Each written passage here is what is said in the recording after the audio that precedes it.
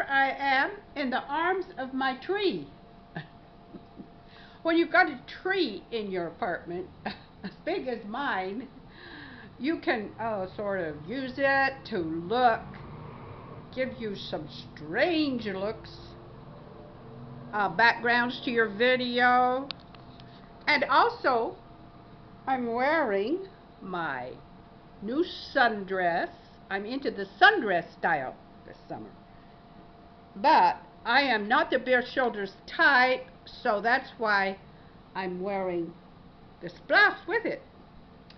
And that's going to be rather hot when the really hot weather comes. There's people in here who are so strong, they can go bare shoulders even in the winter. But oh, that's not me. That's not me. I'm very sensitive to the cold, so I have to look out and not really. And then too, I don't feel comfortable with bare shoulders. So what did I do?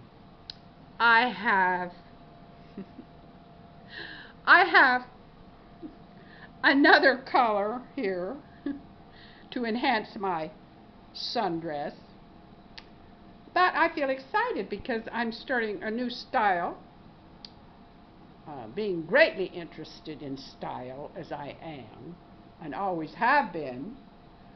When you grow up with 5 sisters, oh boy, do you ever get into style.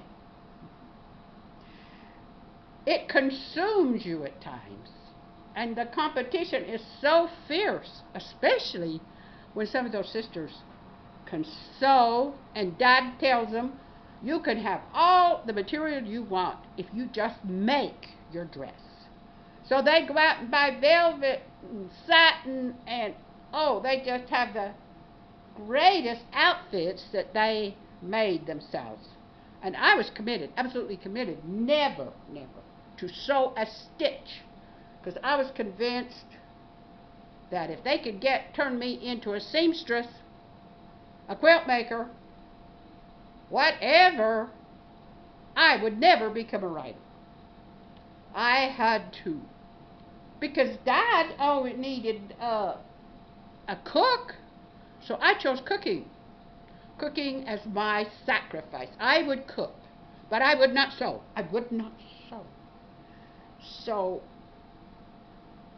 I stuck to this resolve no matter what was done to me, no matter how guilty I was made to feel, because I would not sew. But I'm glad today that I didn't sew, because I cooked a lot. I cooked and cooked and cooked. So really, I did enough for the cause, for the family. I don't feel that I really had to sew. Now, my sister Ann is the greatest quilt maker even today that you could possibly imagine, if you can imagine quilting in this day and age. But oh, she just makes the most beautiful quilts. Everybody in the family wants one, and they've had one. I've worn out one.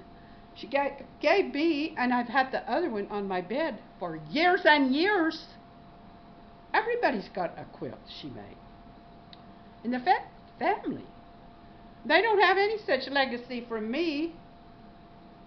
And they got to watch my videos, and oh dear, that's a chore.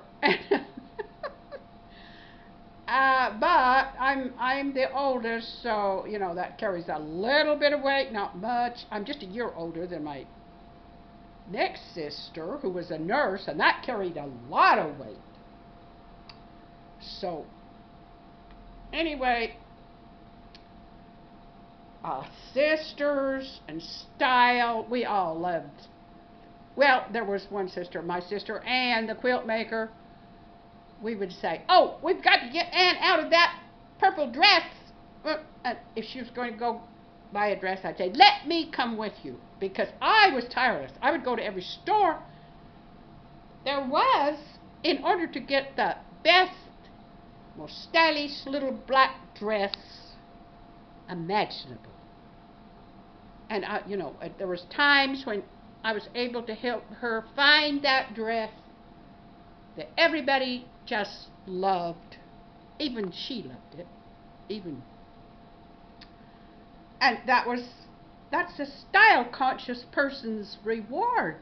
You have managed to help that person dress in a gorgeous outfit that just looks great on them and fits them and their body type so well.